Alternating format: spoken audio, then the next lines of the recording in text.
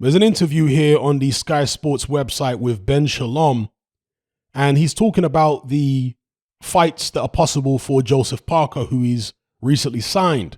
Now, he said that he still wanted to make the Joe Joyce fight, but it seems as though Queensbury, Frank Warren are unhappy with Joseph Parker. Obviously, they take care of Joyce. They're unhappy with Parker because of the way that he walked away from the Joyce negotiations and did this deal with Sky, I guess behind their back or without notifying them, as in just being courteous. So they're apparently unhappy about that. So they're not looking to do any fights with Joseph Parker for the foreseeable future.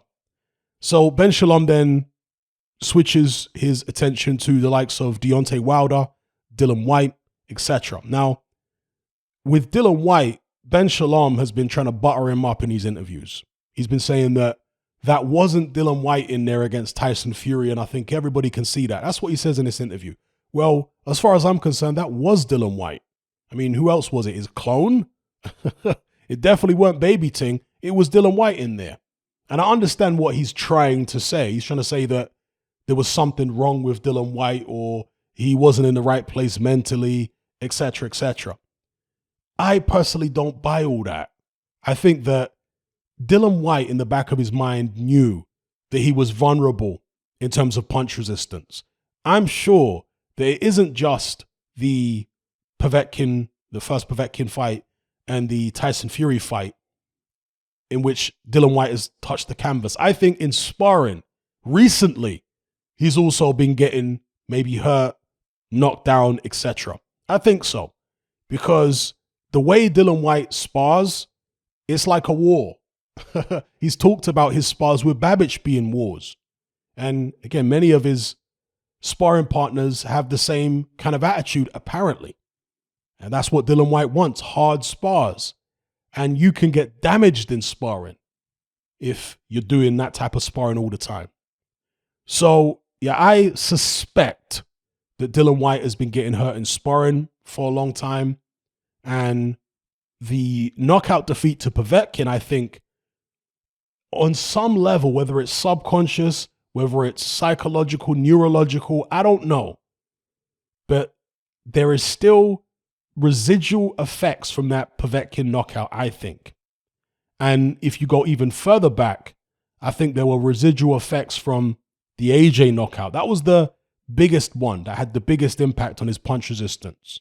And since then, as I've said in many, many videos, his punch resistance has been deteriorating gradually over the years, to the point where now I think it's at an all-time low, Dillian Whyte's punch resistance. Now, I hope I'm wrong. I hope he comes out like Lennox Lewis. You know, when Lennox Lewis got chinned by Hasim Ratman? A couple fights later, he's fighting Vitaly Klitschko, and he's taking all Klitschko's best shots bang on the chin, and he's not going anywhere. Now, you could say that Ratman hits harder, or Ratman's right hand that he landed on Lewis's chin was harder than most of Vitaly Klitschko's right hands. You could make that argument, but still, Lewis showed decent punch resistance, did he not, against Vitaly Klitschko, taking all those shots. Bang on the chin, you know? So some guys, yeah, they can get knocked out cold, and they come back a few fights later, their punch resistance doesn't seem to have deteriorated. With Lennox Lewis, when he got knocked out by Oliver McCall, it was a psychological thing. He was scared of getting hit for a while. He was a bit gun shy. If you saw him against Lionel Butler, for example, he was more cautious than he was before. But once he got over that psychological, in fact, I think he didn't really start to get over that psychological barrier until he faced McCall again. And when he beat McCall in the rematch, I think that was like a watershed moment for Lennox Lewis. And he was able to put that whole McCall saga in the past and move on. I think the Ray Mercer fight helped him as well, because he took a lot of clean shots against Ray Mercer. Mercer thought he would fold Lewis in half. He didn't think Lewis had a chin, and he didn't think Lewis had a heart. He won Mercer's respect in that fight. And I think he proved to himself that he could take a shot. So, yeah, there are certain fighters who get knocked out badly and they can come back and their punch resistance is fine. But for many other fighters, that isn't the case, particularly if you're often taking punishment in the gym, which I suspect Dillian Whyte is because of the way he spars. And he's often reckless in fights. So long preamble, but I say all that to say this. Ben Shalom obviously wants content for Sky. He wants big fights. He knows that Dillian Whyte is still a name. He thinks he can sell this Joseph Parker, Dillian Whyte rematch. I personally don't believe Ben Shalom when he says Dillian Whyte wasn't the same, wasn't himself, or how did he word it again?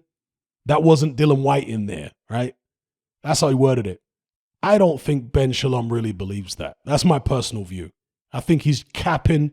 He's trying to pander to Dillian Whyte's ego to get him to come and sign for the Joseph Parker rematch. I think that's all that's going on there. And it's his job at the end of the day. He's a promoter, so that's what he's got to do. Now, the other name who Ben Shalom mentioned, other than, he said he'd still like to make the Joe Joyce fight for Parker, but again, it doesn't seem to be on the table anymore at this point. But the other name he mentioned, of course, was Deontay Wilder. Now, I have no doubt that Ben Shalom genuinely would like the Deontay Wilder fight for Joseph Parker. Because, that's a money spinner right there. Imagine him getting Deontay Wilder to fight Joseph Parker, I don't know, I suppose the fight could happen in America. In the UK, it might still be big as a novelty, even though Joseph Parker is not British. He's well known to the British fans. Maybe if they marketed it the right way, it could do pay-per-view I don't know. Interesting actually thinking about it. But either way, I'm sure that would be well received by the Sky customers. If, the people who watch boxing, if Ben Shalom was able to make Joseph Parker versus Deontay Wilder. The problem is Deontay Wilder and his team.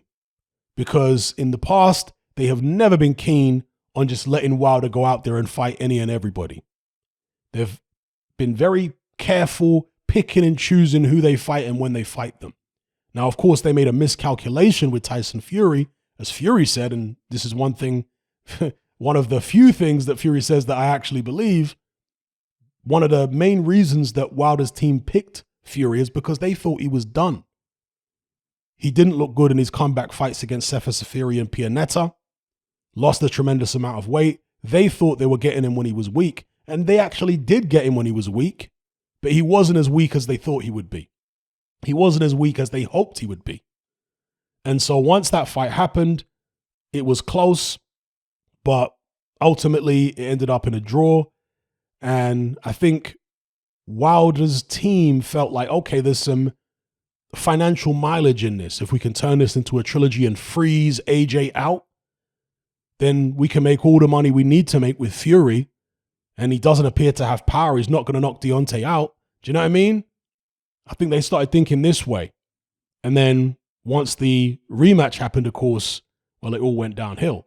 And battle, of course, between the first and second fights, Wilder knocked out Luis Ortiz in a rematch. Didn't he also knock out Dominic Breazeale in one round, or was that before the Tyson Fury? I think that was after the first Fury fight, wasn't it? I think he fought twice, and Fury fought twice, then they had their rematch.